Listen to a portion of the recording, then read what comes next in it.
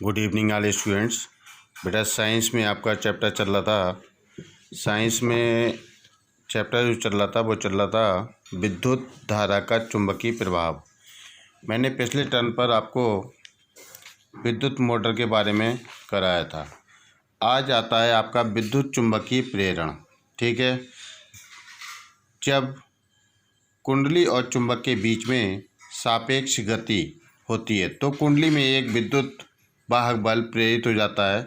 इस कुंडली यदि कुंडली बंद हो तो कुंडली में एक धारा प्रवाहित होने लगती है जिसे प्रेरित धारा कहते हैं तथा यह घटना विद्युत चुंबकीय प्रेरण कहलाती है। ठीक है बेटा। अब नेक्स्ट आता है आपका चुंबकीय फ्लक्स। चुंबकीय फ्लक्स, ठीक है। चुंबकीय फ्लक्स क्या है? चुंबकीय क्षेत्र में स्थित किसी तल से उसके लंबवत गुजरने वाली संपूर्ण बल रेखाओं की संख्या ही उस तल का चुंबकीय फ्लक्स कहलाता है। ठीक है बेटा। फैराडे के विद्युत चुंबकीय प्रेरण संबंधी नियम होते हैं। दो नियम होते हैं। पहला होता है आपका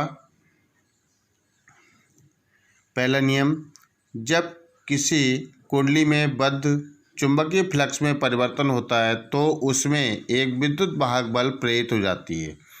यह प्रेरित विद्युत वाहक बल तभी तक होता है जब तक कि कुंडली से बद्ध फ्लक्स में परिवर्तन होता रहता है।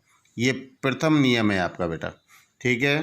फैराडे के दो नियम होते हैं। ये प्रथम नियम है। ये दूसरा नियम ये है, कुंडली में उत्पन्न विद्युत वाहक बल उससे बद्ध चुंबकीय फ्लक्स में परिवर्तन की दर के अनुक्रमानुपाती होता है।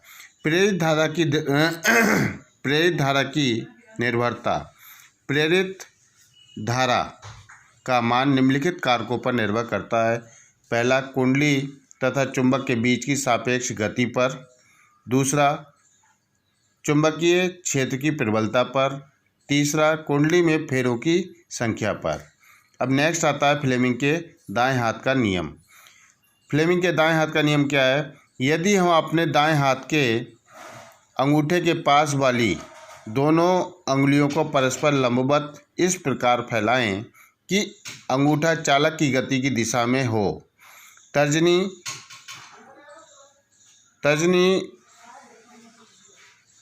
चुंबकीय क्षेत्र की दिशा में हो, तो मध्यमा चालक में प्रेरित धारा की दिशा को दर्शाएगी। इस तरीके से हम करते हैं बेटा। 90 डिग्री का हम एंगल बनाते हैं।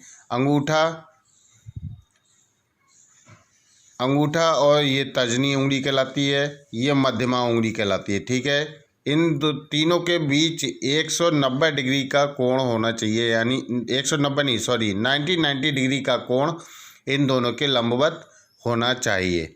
ठीक है। अब इसी प्रकार से आपका आता है फ्लेमिंग के दाएं हाथ का नियम हो गया। अब आती है दिष्ट धारा, यानी दिष्ट धारा और प्रत्यावर्ती धारा। ठीक है। दिष्ट धारा और प्रत्यावर्ती धारा। दिष्ट धारा जो परिपथ में एक ही दिशा में या तो धनात्मक दिशा या ऋणात्मक दिशा में प्रवाहित होती है तो वो दिष्ट धारा कहलाती है। यह दो प्रकार की होती है। एक होती है स्थिर दिष्ट धारा और दूसरी होती है अस्थिर दिष्ट धारा। प्रत्यावर्ती धारा। अब आता है प्रत्यावर्ती धारा, यानी एसी और डीसी में क्या अंतर है? इस धारा का परिमाण व दिशा समय के साथ बदलती है। डीसी में क्या है? दिष्ट धारा की दिशा अपरिवर्तित रहती है, जबकि परिमाण बदल भी सकता है और नहीं भी। ठीक है। इस धारा में चुंबकीय या रासायनिक प्रभाव नहीं होता है, ये केवल ऊष्मीय प्रभाव उत्पन्न करता है। यह धारा तीनों प्रभाव, चुंबकीय, रसायन तथा ऊष्मीय प्रभाव दिखाता है। विद्युत प्लेटिंग में इस धारा का उपयोग नहीं हो सकता है। चुंबक बनाने में इस धारा का उपयोग होता है। डीसी की तुलना में यह अधिक खतरनाक होता है।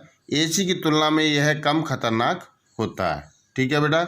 एसी और डीसी के लाभ तक आपको यहाँ तक करना है बेटा। और उसके बाद कल होगा इलेक्ट्रिक जनरेटर यानी विद्युत जनित्र या डायनामो। ठीक बेटे,